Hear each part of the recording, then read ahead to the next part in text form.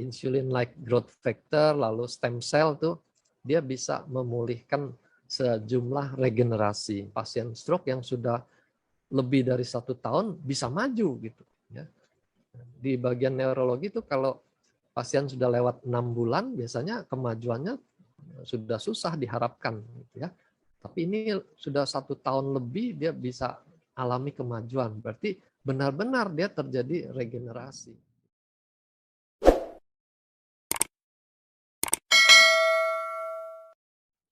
Ini topik awal yang saya siapkan, aneka gangguan saraf. Ya. Kita mungkin secara anatomi saya ceritakan dulu. Saraf ini kita bagi saraf pusat dan saraf tepi. Ya. Saraf pusat itu kita bayangkan seperti komputer dengan pusat olah datanya itu yaitu otak dan medula spinalis. Jadi dua ini saraf pusat, lalu saraf tepi itu kabel-kabelnya ini. Gitu, ya. Ada saraf tepi yang mengurus panca indera. Ya, jadi itu kita sebut saraf sensoris khusus gitu, karena dia melibatkan kita bisa melihat dunia luar, mengalami dunia luar dengan luar biasa gitu ya, panca indera. Nah, selebihnya ini kabel-kabel nih nanti untuk menghantarkan sensoris rasa nyeri, rasa raba, dan juga menghantarkan sinyal supaya kita bisa melakukan gerakan gitu ya. Itu kita sebut saraf motorik dan saraf sensorik. Ya, itu secara anatomi singkatnya. Nah, ini gangguan yang bisa kita alami ya kalau ada gangguan saraf. Jadi manifestasinya seperti ini. Ya. Pertama gangguan sensoris. Jadi di kabel yang menerima sinyal itu terganggu. Ya. Nah, kabel yang mengurus indera khusus ini, gangguan panca indera, itu kita sudah tahu ada orang mengalami kebutaan, ketulian, gitu ya. Lalu di musim COVID ini tidak bisa menghidu, ya, membaui makanan, ya, pengecapannya juga rasanya jadi tumpul. Nah, itu semua gangguan sensoris. Nah, kalau di indera yang lebih umum itu contohnya kesemutan, ya, nyeri, atau kalau dia tidak bisa menghantar sinyal sama sekali, kita akan mengalami mati rasa atau baal. Gitu ya. Jadi kalau muncul gangguan di sensoris ini, kita sudah harus segera memeriksakan diri. Ya. Yang kedua jenisnya gangguan motoris. Ya, jadi di sistem pergerakan kita. Kalau sinyalnya menurun, kita akan mengalami kelumpuhan. Jadi ada berbagai derajat, kita pakai skala 0 sampai 5 gitu ya. Kalau dia 0, dia sama sekali tidak ada gerakan ototnya gitu. Nah, jenis yang kedua tuh bukan lumpuh tapi kejang. Ya. Misal mungkin kita kenal tuh pada sakit ayan atau tetanus itu gangguan motoris yang berupa kejang. Nah, satu lagi yang mungkin lebih jarang ditemukan di publik ya, yaitu gerak spontan abnormal. Ya, nanti kita akan bahas satu persatu. Nah, yang ketiga nih gangguan fungsi luhur. Pertama gangguan memori. Ya. Memori itu bukan hanya kita bisa bernostalgia gitu ya, tapi memori yang sehari-hari. Misalnya dia mendadak tuh lupa cara menggunakan kalkulator gitu ya. Jadi kalkulator dipegang tapi dia bingung apa yang harus dilakukan dengan kalkulator itu gitu ya. Nah, itu suatu tanda yang serius karena ini melibatkan otak. Fungsi luhur ini adanya di otak, pusat komputer kita gitu. Jadi semua gangguan di memori ini yang tadinya bisa lakukan sesuatu mendadak tuh hilang gitu, itu serius ya. Ada juga orang yang waktu pergi kerja dia turun bus, dia bingung, ini dia ada di mana gitu. Padahal dia setiap hari lewat di situ gitu. Nah, itu juga mengalami gangguan fungsi luhur ya. Nah, pada stroke itu sering kejadiannya tuh bukan berupa kelumpuhan, tapi berupa gangguan fungsi luhur ini ya, mendadak lupa. Nah, yang khas ini gangguan tidak bisa bicara gitu ya. Jadi mungkin yang biasanya cerewet tuh hari itu bisa mendadak tuh nggak bisa omong gitu ya. Nah, ini termasuk gangguan fungsi luhur. Yang keempat tuh gangguan saraf otonom. Jadi sesuatu yang tidak kita pikirkan tapi setiap hari tuh bekerja dengan otomatis gitu. Nah, misalnya pada gangguan berkemih, kita sehari-hari nggak ada merasa itu sebagai hal yang istimewa. Tapi begitu terjadi gangguan saraf otonom, itu orang tidak bisa berkemih gitu. Sehingga air seninya mengumpul di kantong kemihnya itu. Ya. Harus ke emergency, harus dipasang kateter, baru urinnya keluar gitu ya. Atau sebaliknya, sfinkternya ini tidak bisa ngerem aliran air seni, dia ngompol gitu ya. Jadi ini contoh-contoh gangguan saraf otonom. Ya. Nah, yang ngompol itu disebut inkontinensia urin. Tapi kalau yang buang air besar itu, ya BC istilahnya, itu inkontinensia alvi gitu ya. Lalu gangguan keseimbangan. Kita bisa berdiri tegak itu tanpa berpikir itu karena semua sistem keseimbangan kita bekerja otomatis, membuat kita bisa berdiri. Tapi begitu terganggu saraf keseimbangan ini, kita nggak bisa berdiri tegak. Ya, akan sempoyongan, akan jatuh gitu. Seperti orang mabuk alkohol itu disuruh jalan gitu ya, dia hilang keseimbangannya. Nah, jadi deteksi dini untuk kita sehari-hari adalah mengenali munculnya gejala-gejala yang di sisi kiri ini. Ya. Nah, begitu muncul, kita harus segera memeriksakan diri ke dokter spesialis saraf. Ya, mereka akan periksa lebih utuh sistem mana saja yang terkena ini. Ya, karena biasanya dari pemeriksaan itu bisa dilokalisir lokasinya di mana. Apakah di saraf tepi, di medula spinalis, atau di otak. Ya. Nah, kalau sudah terlokalisir, baru dilakukan pemeriksaan penunjang. Gitu ya. Karena kalau hanya ketuk-ketuk sarafnya, kita belum bisa tahu apa penyebabnya. Ya. Jadi ada pemeriksaan yang bersifat kelistrikan. Misalnya EEG ini memeriksa listrik otak. EMG memeriksa listrik di otot gitu ya.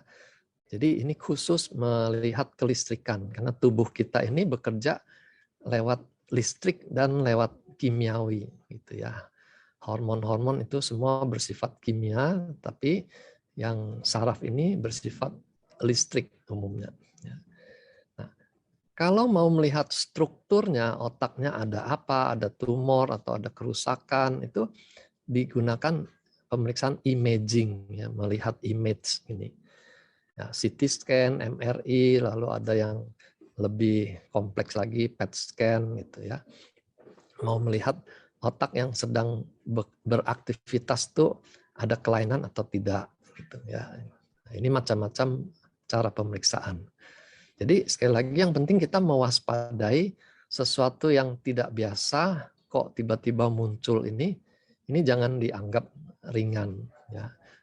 Misalnya nyeri ya, di sini kita tadi gangguan sensoris ini ya, nyeri.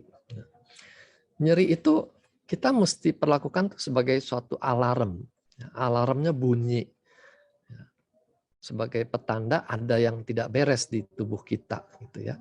Jadi normalnya kita harus mencari mengapa alarm itu bunyi gitu. Jangan malah kita sibuk mematikan alarm gitu.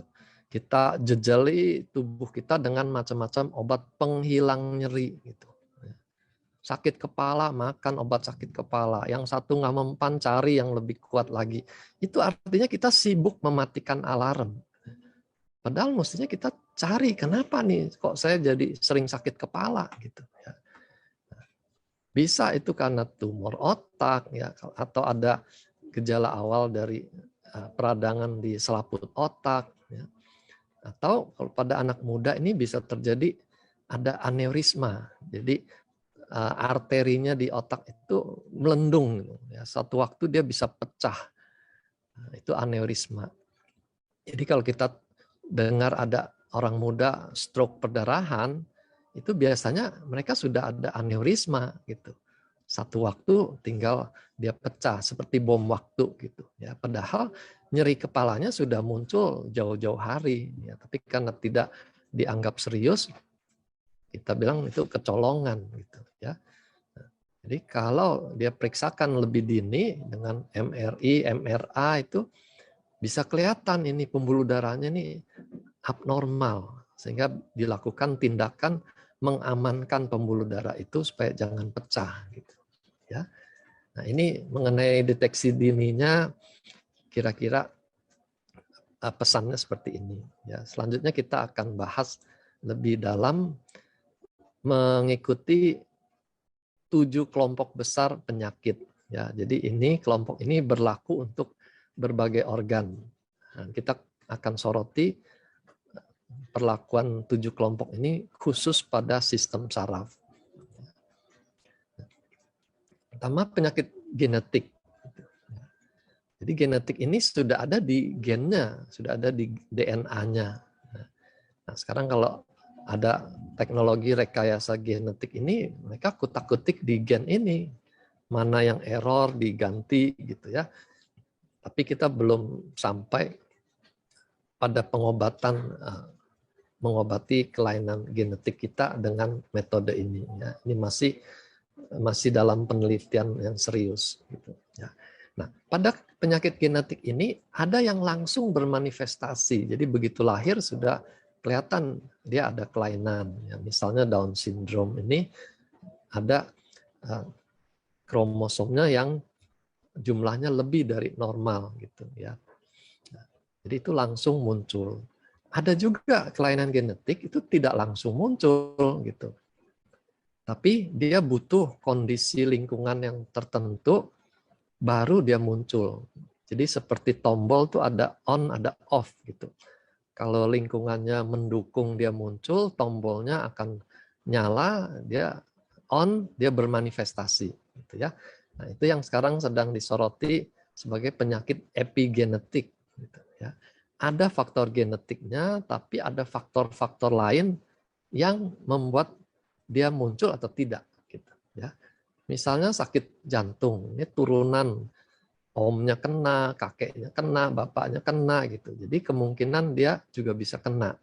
Ya, tapi dari anak-anaknya kok sebagian kena, sebagian enggak. Nah, di situ faktor epigenetiknya bermain gitu ya. Begitu juga dengan kanker. Ya. Ada kanker yang memang bawaan genetik, tapi tidak selalu dia manifestasi. Nah, kita dulu pernah dengar waktu SOP launching itu, dia bisa mempengaruhi manifestasi genetik ini gitu ya.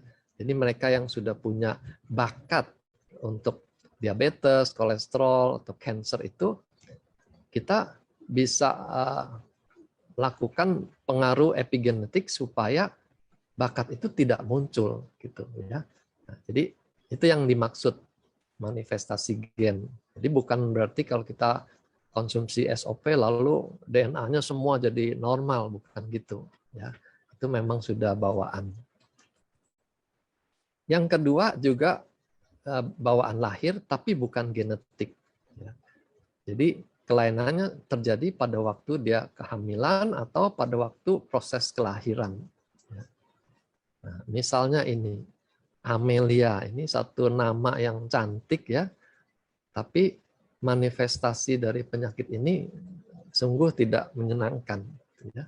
Nah, ini dulu terjadi kasus besar tuh pada pengobatan orang yang hamil dengan mual-mual ya, morning sickness itu, mereka kasih obat anti mual namanya thalidomid gitu ya.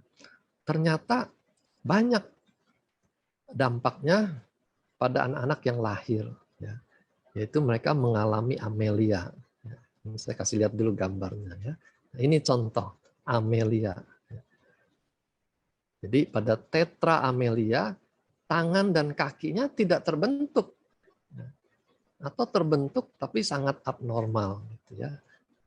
Nah, ini salah satu penyebabnya karena pada waktu 3 bulan pertama ini terjadi gangguan pada proses perbentukan organ-organ ini.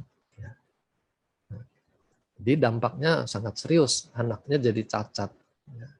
Obat ini sudah ditarik.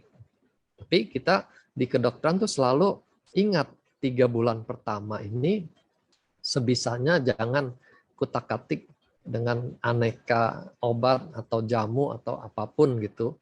Karena kita tidak mau ada terjadi gangguan organogenesis ini. Lalu bisa juga terjadi gangguan pada saat dia melahirkan. Mungkin persalinannya sulit, harus ditarik dengan forceps gitu. Lalu terjadi cedera di otak bayi yang baru lahir itu. Bisa terjadi kerusakan yang cukup besar sehingga menyebabkan cerebral palsy. Jadi begitu lahir otaknya sudah cacat. Ini contoh dia cerebral palsy. Sampai dewasa cacatnya berlangsung terus, gitu ya. Jadi ini yang menjadi beban buat dokter obgyn itu, mereka tidak mau melakukan kesalahan karena tanggung jawabnya bukan hanya saat melahirkan, ya, tapi seumur hidup gitu. Kalau bayi yang dilahirkan itu menjadi cacat karena proses persalinan yang sulit ini. Kita tidak heran kalau ada penyulit kelahiran, dokter-dokter akan cenderung tuh melakukan operasi seksio sesar gitu ya, menghindari terjadinya cerebral palsy ini. Nah, ada juga gangguan yang bersifat minor gitu ya, tidak sampai cacat seperti itu, tapi di dalam fungsi komputer otaknya tuh ada error-error gitu ya. Jadi disebut istilahnya minimal brain dysfunction. Istilahnya sih cukup menenangkan ya, minimal gitu ya. Tapi kalau manifestasinya buat keluarga itu, buat orang tuanya itu tidak minimal gitu. Itu cukup mengganggu ya. Misalnya gangguan perilaku. Nah, ini minimal brain dysfunction salah satunya anak yang ADHD, attention deficit hyperactive disorder, gitu ya. Jadi ada kesulitan untuk memberi perhatian pada lingkungannya, gitu ya. Jadi kalau dia sekolah tentu tidak masuk pelajaran sekolahnya karena dia kurang punya atensi, gitu ya. Apalagi kalau dia hiperaktif. Jadi kalau dimasuk sekolah biasa, dia bisa naik-naik meja gurunya juga bisa dipanjat gitu. Ya, tentu ini akan menyulitkan si anak. Gitu ya. Oke, kita lanjut trauma. Trauma bisa terjadi pada otak, ya, medula spinalis atau saraf tepi. Kami pernah dapat orang jatuh pada waktu perayaan 17 Agustusan itu yang panjat tiang itu. Ya. Jadi jatuh dari ketinggian, cedera medula spinalisnya ini. Nah, dia akan mengalami paraplegia. Ya. Jadi kalau cederanya di daerah pinggang sini ya, atau dada, dia lumpuh. Paraplegia itu lumpuh 2 tungkai ini. Kalau cederanya di leher, lumpuh 4-empatnya. Ini tetraplegia istilahnya. Nah, nanti di neurologi ada lagi istilah yang keren ya, namanya Brown-Sequard syndrome gitu. Itu cederanya bukan melintang begini ya, tapi membujur. Jadi misalnya kena celurit gitu ya, ini kena celurit yang di sebelah kanan. Gitu ya. Nah, nanti akan muncul gejala yang sebelah kanan ini lumpuh, yang sebelah kiri ini baal gitu ya.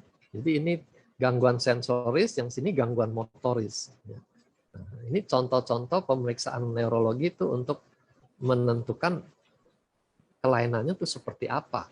Ya. Nah, lalu pada kabel-kabel saraf tepi, kalau dia terpotong misalnya, dia akan mengalami kelumpuhan di satu tungkai atau di tangannya saja, itu lumpuh. Atau karena kabel penghantar sensorisnya kena, dia mati rasa, baal.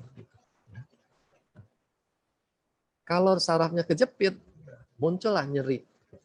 Jadi sekali lagi nyeri ini alarm ada yang salah nih. Dia sedang berteriak, saya sedang kejepit gitu. Nah, jadi tugas kita adalah mengatasi penyebabnya, bukan mematikan nyerinya, ya, menghilangkan nyerinya. Berikutnya infeksi. Pada otak kita mengenal dua macam, ya. Bisa dia baru kena selaput otaknya. Jadi selaput ini kan melindungi isinya. Ya, jadi biasanya yang kena selaputnya dulu itu meningitis. Ya. Nah, ini gejalanya karena infeksi biasanya ada demam, nah, lalu nyeri kepala. Ya. Jadi kalau pasien demam sakit kepala, kita jangan pikir biasa itu orang flu ya semuanya sakit kepala gitu. Hati-hati gitu ya. Jadi selalu kita lebih pikirkan yang bahaya dulu daripada terlambat ya. Karena kalau kita terlambat dari meningitis ini dia masuk ke dalam ya, terjadi ensefalitis. Otaknya ini terinfeksi. Nah, ini kalau pusat komputernya terinfeksi ya sudahlah. Kita tinggal berharap saja ya karena kemungkinan sembuh sempurna itu kecil, kemungkinan mati itu juga cukup besar, kemungkinan yang terbesar itu cacat, ya. Jadi kita nggak mau kecolongan sehingga pulang rumah sakit tapi sudah kehilangan fungsi luhurnya. Infeksi pada medula spinalis ya saraf sumsum tulang belakang ini juga bisa terjadi. Jadi ini macam-macam, ada yang infeksinya tuh hanya satu ruas, ada juga yang infeksinya tuh meluas. Jadi kena kakinya, kena juga tangannya gitu. Termasuk kena sistem otonomnya tadi, dia nggak bisa buang air kecil, nggak bisa kontrol buang air besar gitu ya. Ini kalau infeksi di sumsum tulang belakang. Nah, kalau hanya nih ya, hanya kena kabelnya itu kita sebut neuritis gitu ya. Ini bisa diganggu nyeri yang hebat nih. Kalau sarafnya meradang tuh nyerinya cukup serius, cukup mengganggu ya. Ada lagi penyakit saraf akibat penyakit metabolik. Jadi gangguannya bukan di otak tapi di organ-organ luar gitu ya. Nah, ini contohnya. Bisa paru-paru, bisa liver, bisa infeksi di tempat lain yang menyebar ke dalam, atau gangguan ginjal sehingga terjadi ketidakseimbangan elektrolit, asam basa. Orangnya bisa nggak sadar gitu. Jadi kalau kita sampai masuk rumah sakit orang nggak sadar tuh periksanya macam-macam karena dia harus mencari ini. Ada gangguan nggak di tempat lain yang bikin orangnya nggak sadar. Perdarahan di usus kalau banyak tuh otak nggak dapat darah rusak juga gitu ya. Jadi semua harus dicari. Yang kelompok berikutnya ini tumor atau kanker. Ini hanya bisa dilihat tuh dengan CT scan atau MRI. Ya. Biasanya kalau tumor tuh diperiksa MRI, bukan CT scan. Karena MRI itu bisa menghilangkan gambaran tulang-tulang sehingga tumornya bisa kelihatan dengan jelas. Gitu ya. Nah, di sini kalau kita lihat sepintas, lokasinya sama, ukurannya kira-kira sama gitu ya. Tapi dampak ke tubuh kita tuh bisa beda-beda. Nah, ini meningioma ini termasuk tumor jinak. Jadi kalau sampai mengganggu dia perlu waktu lama bertahun-tahun. Ya. Tapi kalau glioma ini tumor ganas masuk di kelompok ganas ini. Ya. Ini nggak sampai bertahun-tahun dia sudah fatal. Ya. Jadi kalau hanya dari gambaran tidak tergambar itu seberapa bahayanya. Ya. Ada satu lagi tumor yang di kelenjar hormon. Ini pusat kontrol hormon. Jadi tumornya tuh bukan hanya masalah buat otak, tapi juga mengganggu seluruh sistem hormon kita. Jadi dampaknya itu macam-macam, walaupun namanya sama-sama tumor. Belum lagi kalau tumornya itu datang dari organ lain. Nah, tapi biasanya kalau metastase dari kanker lain itu kedokteran juga angkat tangan biasanya karena pengobatannya minim hasilnya. Kematian pada tumor otak ini bisa terjadi dua hal. Ya, pertama karena tekanan otaknya. Ya. Tekanan otak ini tidak harus besar tumornya, gitu ya. Bisa jadi dia lokasinya di tempat-tempat saluran otak ini mengeluarkan cairan itu tersumbat, gitu, sehingga tekanannya bisa meningkat dengan cepat. Ya. Dia mati karena pusat nafasnya tergencet, gitu ya, menekan batang otak ini. Kalau pada tumor ganas, ya matinya karena dia merusak otak dengan cepat. Lalu yang keenam ini penyakit degeneratif. Ya, ini kita sering dengar Parkinson, Alzheimer, gitu ya. Lalu gerak spontan abnormal. Ini yang saya mau tunjukkan. Ya. Seperti apa? Kita ambil salah satu contoh aja, gitu ya. Nah, ini kalau kita nggak pahami, kita nggak ngerti kenapa dia nggak bisa diem gitu ya. Padahal dia tersiksa dengan gerakan spontan abnormal yang dia tidak bisa kontrol gitu. Tangannya meliuk-meliuk, kakinya goyang semua. Nah, kita bisa bayangkan ini apa ya? Lihatnya tuh sudah capek gitu. Kita lihat aja capek, apalagi yang mengalami, gitu ya. Nah, ini contoh gerak spontan abnormal. Gitu. Sorry.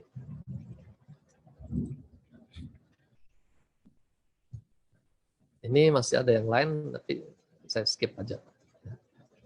Nah, kelompok ketujuh itu keranjang lain-lain. Jadi masih banyak jenis-jenis lain tuh kita jadikan satu di kelompok ketujuh ini. Ya, misalnya epilepsi atau ayam. Ini kejang-kejang yang seluruh tubuh atau hanya sebagian tubuh tergantung otaknya seberapa yang konslet gitu ya. Lalu lupus juga bisa sampai ke otak, namanya lupus cerebral ya. Atau leukemia juga bisa sampai ke otak, leukemia cerebral. Atau autoimun. Autoimun juga bisa mengganggu sistem saraf. Ini yang paling terkenal. Ya, Guillain-Barré syndrome namanya. Ya. Jadi ini terkena saraf motoriknya. Bisa hanya lumpuh anggota geraknya, entah kaki atau tangan lumpuh ya. Tapi yang paling bahaya kalau dia lumpuhnya naik tuh sampai kena saraf pernafasan. Ya, diafragmanya ini lumpuh. Jadi orangnya nggak bisa nafas. Kalau masuk rumah sakit, dia harus masuk ICU, harus ada respirator. Gitu, ya. Pada pandemi COVID ini, respirator kan banyak terpakai untuk penderita COVID. Jadi kalau pasien SGB masuk rumah sakit, ventilatornya tidak ada, dia mati juga, gitu, ya, karena nggak bisa napas. Nah, itu masalahnya. Kenapa kita khawatir kalau sampai ICU itu penuh gitu ya. Orang yang kesulitan nafas bisa meninggal. Jadi masih banyak sakit lain-lain itu ada di kelompok 7. Sekarang permasalahannya seperti apa di penyakit saraf ini ya. Nah, itu tadi kita kuliah singkat tuh kita lihat penyakit itu banyak gitu ya. Tapi sayangnya pengobatannya tuh tidak banyak. Dari dulu tuh tidak banyak perkembangan yang menciptakan obat supaya penyakit sarafnya itu bisa maju pulih seperti semula, itu hampir tidak ada gitu ya. Nah, jadi prestasinya tuh biasanya hanya mencegah perburukan. Jadi obatnya harus dimakan seumur hidup supaya dia tidak makin buruk dengan cepat gitu ya. Atau kalau dia tumor perdarahan, stroke hemoragik itu yang perlu dioperasi, maka obatnya adalah pembedahan. Ya. Nah, pembedahan itu sendiri kan juga ada resiko. Kita memotong kabel-kabel yang rumit itu bisa muncul juga cacat sesudah pembedahan. Gitu, ya. Nah, jadi hasil akhirnya ini yang tidak memuaskan. Gitu, ya. pada pasien stroke itu biasanya keluarga tuh berharap pasiennya diobati tuh dia bisa pulih seperti semula gitu ya. Tapi dari bagian neurologi tidak bisa menjanjikan hal seperti itu ya. Lumpuhnya dari tenaga 2 bisa naik ke tenaga 3 aja itu suatu prestasi gitu. Tapi keluarga berharap dia bisa lari gitu ya. Jadi di situ terjadi ketidaksesuaian pengharapan ya. Ya percuma bayar mahal hasilnya cuma segini gitu ya. Memang sulit karena saraf itu tidak bisa tumbuh lagi seperti kulit atau seperti liver ya. Makin spesial fungsinya makin sulit dia beregenerasi gitu ya. Nah, jadi kita hanya punya kesempatan emas kalau sakitnya tuh segera ditangani. Ya, misalnya pada stroke yang tersumbat itu 3 jam pertama itu sangat berharga. Karena kita punya target tuh memperbaiki aliran darah pada saat dia stroke ini, sehingga area yang setengah mati ini tidak mati gitu. Kalau yang sudah terlanjur mati ya apa boleh buat, tapi yang setengah mati ini cepat-cepat ditolong sehingga kerusakannya lebih minimal. 3 jam. Nah, bayangkan kalau terjadi di Jakarta misalnya gitu ya. Melewati area kemacetan aja sudah berapa jam ya. Nah, ini macetnya berapa jam.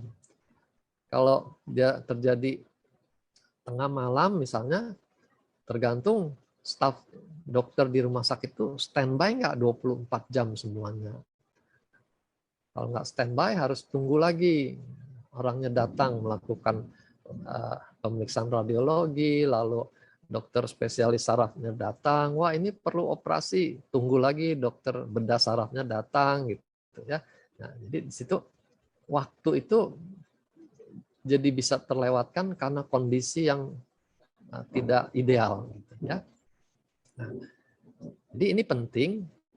Lalu kita berupaya mengaktifkan daya regenerasi. Ini yang kita bisa banggakan dengan produk di AFC ini karena lewat insulin like growth factor lalu stem cell tuh dia bisa memulihkan sejumlah regenerasi gitu ya. Saya dulu tertarik dengan produknya karena melihat pasien stroke yang sudah lebih dari 1 tahun bisa maju gitu ya. Di bagian neurologi itu kalau pasien sudah lewat 6 bulan biasanya kemajuannya sudah susah diharapkan gitu ya. Tapi ini sudah 1 tahun lebih dia bisa alami kemajuan. Berarti benar-benar dia terjadi regenerasi gitu ya. Nah, ini yang kita sudah kenal. Subarace itu punya keistimewaan daya regenerasi, lalu dia melancarkan darah ya, karena menghambat agregasi trombosit ini, lalu juga memperbaiki tensi yang terlalu tinggi. Pada stroke khususnya, ini sangat-sangat dibutuhkan tiga-tiganya ini. Tapi jenis stroke yang iskemik, yang tersumbat. Ya. Jangan stroke yang berdarah. Kalau stroke yang berdarah, kita justru khawatir darahnya nggak bisa berhenti. Ya. Kalau darahnya ngocor terus, nanti tekanan otaknya jadi tinggi, batang otaknya kena tekan gitu, jadi fatal gitu ya. Jadi kita khususkan dulu Subarace ini untuk yang iskemik. Lalu Utsukushi kita tahu dia punya daya antioksidan dan membantu di organ usus besar dan juga di liver ya. Ini 2 hal ini penting pada ensefalopati. Ya, ingat tadi ensefalopati itu ya, ini ensefalopati problemnya bukan di otak, tapi problemnya di organ-organ liver salah satu, ya, ginjal juga. Nah, jadi kalau kita bisa memperbaiki livernya, memperbaiki ginjalnya, maka resiko ensefalopatinya kan juga berkurang. Gitu, ya. Kalau dia cedera karena kecelakaan mobil misalnya, maka dengan adanya daya regenerasi kita bisa berharap pemulihannya lebih cepat. Jadi dia di opnamenya juga tidak berlama-lama ya.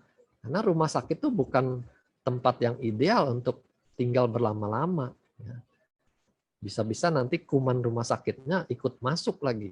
Ya. Terjadi infeksi dari rumah sakit. Ya, jadi kita membantu banyak kalau pasien bisa dipersingkat lama perawatannya. Ya. Oke, lalu pada meningitis, encefalitis itu jenis-jenis infeksi itu kita bisa tingkatkan sistem imunnya dengan Utsukushi ini, ya. Sehingga dia lebih mampu melawan infeksinya. Bahkan kanker kita juga bisa harapkan kalau sistem imunnya meningkat, mudah-mudahan dia bisa mengenali kanker yang ada, gitu. Ya. Sehingga sistem imun kita tuh menyerang kanker itu. Ya. Terapi masa depan itu adalah membuat sistem imun kita tuh mampu mengenali kankernya.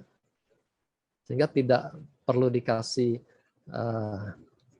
obat kimia membunuh kanker, tapi justru kita mengaktifkan sistem imun melawan kanker itu. Ya. Nah, ini upaya awal kita lewat Utsukushi, mudah-mudahan sistem imun kita bisa kenali kankernya dan menghabisinya.